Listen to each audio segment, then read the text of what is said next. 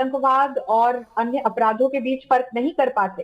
तो इसी फर्क को समझाने के लिए कि किस प्रकार से आतंकवाद एक वैश्विक चुनौती है और इस आतंकवाद में इस्लामिक जिहादी आतंकवाद का कितना बड़ा हाथ है, हम लोगों ने ये कोर्स कहीं ना कहीं जेएनयू में इंट्रोड्यूस करने का सोचा। और जब हम आतंकवाद पढ़ाते हैं, कंसेप्चुअली उसके प्रकार पढ़ाते हैं, तो पूरे विश्व में जिहादी इस्लामिक आतंकवाद पढ़ाया जाता है। दीपक जी, हम कोई नया काम नहीं कर रहे हैं। और दूसरी बात ये कहना चाहूंगी कि कृपा करके एथनिक इश्यूज को या एथनिक कॉन्फ्लिक्ट को आतंकवाद से उसकी तुलना मत कीजिए।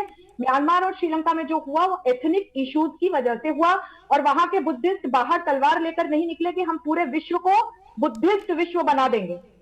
आप सभी जानते हैं कि किस प्रकार से, चाहे अलकायदा हो, तालिबान हो, आईएसआईएस हो, बोको हरम हो या अन्य आतंकवादी इस्लामी आतंकवादी संगठन हो, इन सभी का एकमात्र उद्देश्य एक धर्म विशेष का शरिया या इस्लामिक स्टेट पूरे विश्व में स्थापित करना रहा है। और शायद यही कारण है कि इन तमाम आतंकवादी संगठनों को इस्लामिक आतंकवादी संगठन कहा जाता है। तालिबान ने भी इसी उद्देश्य से अफगानिस्तान पर कब्जा किया है, और अब वो यहां रुकेगा नहीं, यहां से बाहर निकलेगा, आप सभी देखिए। और पिछले 50 वर्षों में हमने 5 से 56 इस विश्व में इस्लामिक स्टेट बनते हुए देखे हैं, तलवार की नोक पर बनते हुए देखे हैं। और कई शोध इस दिशा में हुए हैं कि जैसे जैसे यह समुदाय विशेष अपनी पॉपुलेशन किसी देश विशेष में बढ़ाता जाता है, तो कैसे कैसे कैसे उनकी मांगे बढ़ते बढ़ते बढ़ते वहां शरिया स्टेट लागू करने पर आकर रुकती है।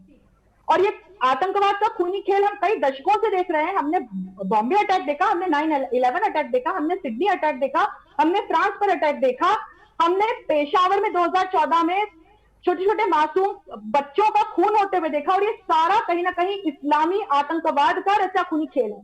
तो इस्लामी आतंकवाद को इस्लामी आतंकवाद कहने में समस्या क्या है, मुझे ये समझ नहीं आता। ठीक है, ठीक है, यहीं से बात को